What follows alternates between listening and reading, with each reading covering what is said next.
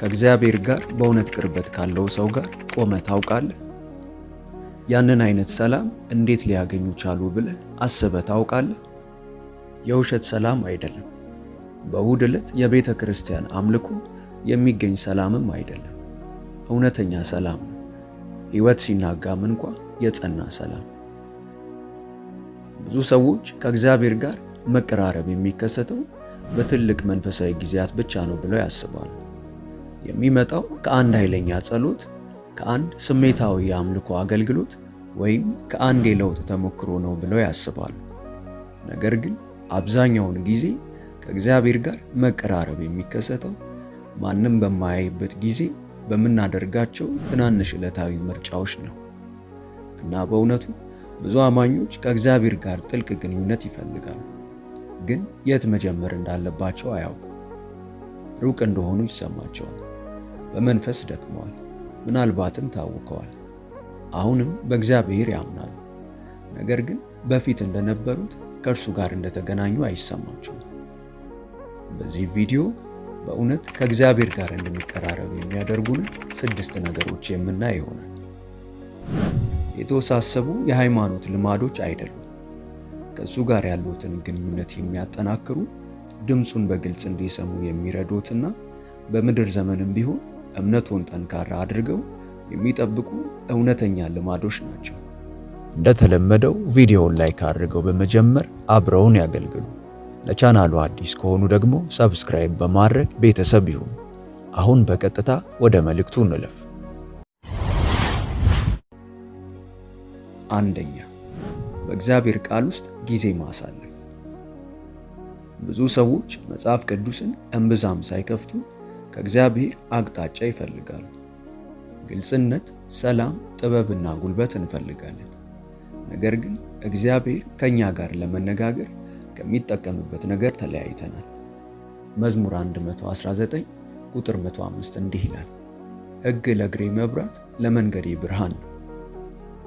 ሕይወት ግራ ሲያጋባ የእግዚአብሔር ቃል አቅጣጫ ይሰጣል ማለት ነው። ጠላት የመጽሐፍ ቅዱስን ኃይል ያውቃል። ለዚህም ነው ከሱ ለማዘናጋት ጠንክሮ የሚሰራው። ድንገት ሁሉም ነገር የበለጠ አስፈላጊ ይመስላችኋል። 2 ጊዜ ሳያስቡ ለ1 ሰዓት በሶሻል ሚዲያ ላይ መቆየት ይችላሉ። ነገር ግን በመጽሐፍ ቅዱስ ውስጥ 5 ደቂቃ ማሳለፍ ከባድ ሆኖ ይሰማችኋል። ያ በአጋጣሚ አይደለም፣ የመንፈሳዊ መዘናጋት እውነት ነው። በቀን 40 ምዕራፍ ማንበብ መጀመር የለቦትም። የሆነ ቦታ ይጀምሩ፣ በዝግታ ያንብቡ፣ እግዚአብሔር የሚለውን ያስቡ፣ እንዲረዱትና በሕይወቱ ላይ እንዲተገብሩት እንዲረዳውት ይጠይቁት። ምክንያቱም በእግዚአብሔር ቃል ውስጥ ብዙ ጊዜ ባሳለፉ ቁጥር አስተሳሰቡ መለወጥ ይጀምራል። ፍርሃት ከሕይወቱ ይወገዳል፣ መምታታትም ያቆማል እና በዙሪያው ካሉ ከሌሎች ድምጾች ይልቅ የእግዚአብሔርን ድምጽ በግልጽ ማወቅ ይጀምራል። ሁለተኛ፣ ከእግዚአብሔር ጋር በግልጽ መነጋገር። አንዳንድ ጊዜ ሰዎች ጸሎትን በጣም ያወሳስቡታል። እግዚአብሔር እንዲሰማቸው ፍጹም ቃላት ወይም የተወሰነ ጥልቅ መንፈሳዊ መዝገበ ቃላት ያስፈልገናል ብለው ያስባሉ። ግን እውነተኛ ጸሎት ግንኙነት ነው። እግዚአብሔር በልብ ውስጥ ያለውን አስቀድሞ ያውቃል። የተወለወለ ንግግር እየጠበቀ አይደለም፣ ሐቀኝነትን ይፈልጋል። ኤርምያስ 29 ቁጥር 12 እንዲህ ይላል፣ እናንተም ትጠሩኛላችሁ፣ ሄዳችሁ ወደ እኔ ትጸልያላችሁ፣ እኔም እሰማችኋለሁ። ጠላት ጸሎት ከንቱ ነገር እንደሆነ እንዲሰማችሁ ይፈልጋል። ምንም የተለወጠ ነገር የለም እና ለምን እየጸለይክ ትደክማለህ ይልሃል። ምክንያቱም ከጸሎት ሊለይ ከቻለ ሳታስተውል ከእግዚአብሔር ጋር ያለን ግንኙነት ማዳከም ይችላል። በየቀኑ ከእግዚአብሔር ጋር ማውራት ጀምር። ሲከፋህ ንገረው፣ ስትጨነቅ ንገረው።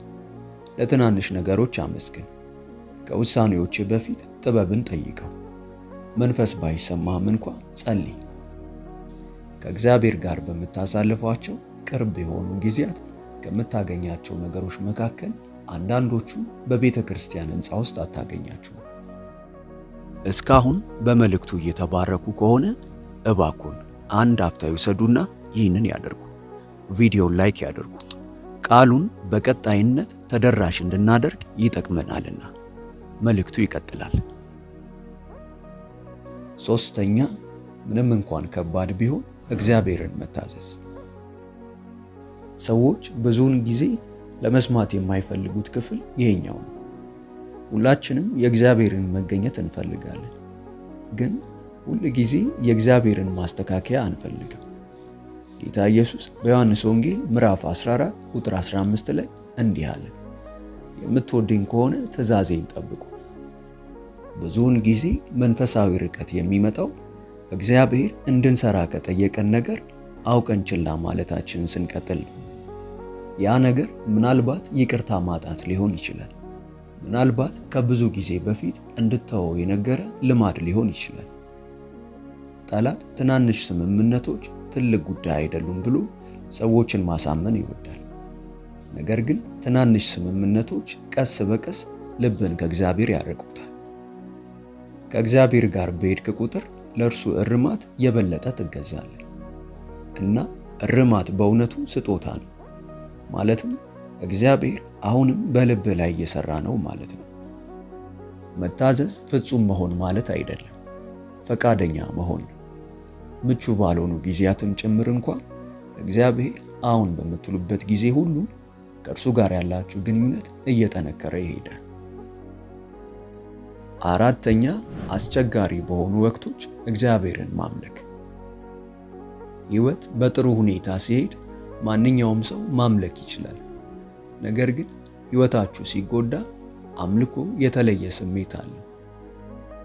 የሐዋርያት ሥራ ምዕራፍ 16 ጳውሎስና ሲላስ ተደብድበውና ታስረው በወህኒ ቤት ሳሉ እግዚአብሔርን እንዳመለኩ ይነግረናል።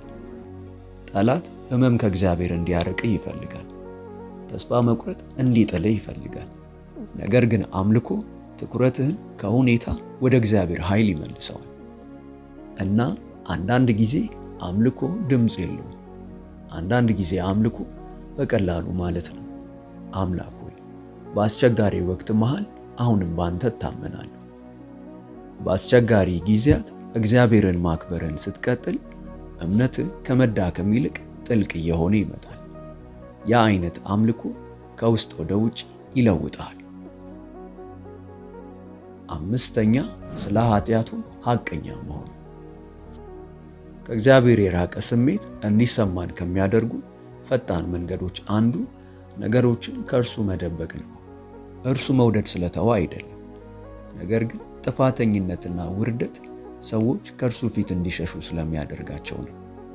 ያዕቆብ ምዕራፍ 4 ቁጥር 8 እንዲህ ይላል፣ ወደ እግዚአብሔር ቅረቡ፣ እርሱም ወደ እናንተ ይቀርባል።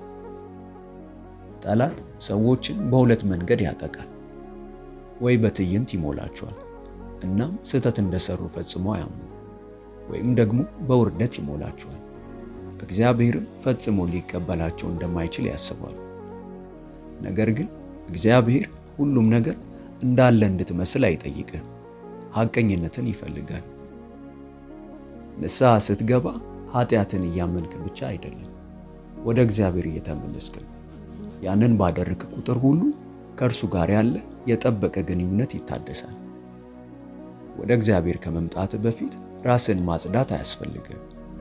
በመጀመሪያ ወደ እርሱ ትመጣለህ፣ ከዚያም በኋላ እርሱ ይለውጣል። ስድስተኛ፣ በትክክለኛ ሰዎች ራስዎን መክበብ። በዙሪያው ያሉ ሰዎች ከምታስቡት በላይ በመንፈሳዊ ሕይወቱ ላይ ተጽዕኖ ያሳድራሉ። ሁል ጊዜ በአሉታዊነት ሐሜትና ከእግዚአብሔር በሚያርቋችሁ ሰዎች ከተከበባችሁ በመጨረሻ ልባችሁን ይነካሉ። ምሳሌ 13 ቁጥር 20 እንዲህ ይላል፣ ከጠቢባን ጋር የሚሄድ ጠቢብ ይሆናል፣ የሰነፎች ባልንጀራ ግን ክፉ መከራን ይቀበላል። ጠላት ብቸኝነትን ይወዳል። አማኞች ተነጥለው ተስፋ ቆርጠውና እያንዳንዱን ውጊያ ብቻቸውን ለመዋጋት እንዲሞክሩ ይፈልጋል። የተገለሉ ሰዎች መንፈሳዊ ተጋላጭ ስለሆኑ በሕይወቶ ላይ እምነቶን የሚያጠናክሩ ሰዎች ያስፈልጎታል። በምትታገሉበት ጊዜ የሚያበረቷችሁ ሰዎች አእምሯችሁ በፍርሃትና በጥርጣሬ በሚሞላበት ጊዜ የእግዚአብሔርን እውነት የሚያስታውሷችሁ ሰዎች። በዙሪያችሁ ያሉ ሰዎች ሁሉ ፍጹም መሆን አለባቸው ማለት አይደለም። መንፈሳችሁ ላይ ተጽዕኖ የሚያደርገው ማን እንደሆነ ልትገነዘቡ ይገባል ማለት ነው። እግዚአብሔር ብዙውን ጊዜ እምነታችሁ ደካማ በሚሆንበት ጊዜ እንድትበረቱ ሌሎች አማኞችን ይጠቀማል። ይህ መልእክት በእውነት መንፈስ ሆኖ የሚነካዎት ከሆነ ዛሬውኑ ይጀምሩ። እግዚአብሔር ሆይ አብዝቼ እንድቀርብ ጸጋህን አብዛልኝ የሚለውን መልእክት በኮሜንት ላይ አስቀምጡልኝ፣ እናየዋለን። ቪዲዮውን ላይክ እና ለወዳጆ ሼር በማድረግ አብረውን ያገልግሉ። ለቻናሉ አዲስ ከሆኑ ደግሞ ሰብስክራይብ በማድረግና የደውል ምልክቷን በመጫን ቤተሰብ ይሁኑ።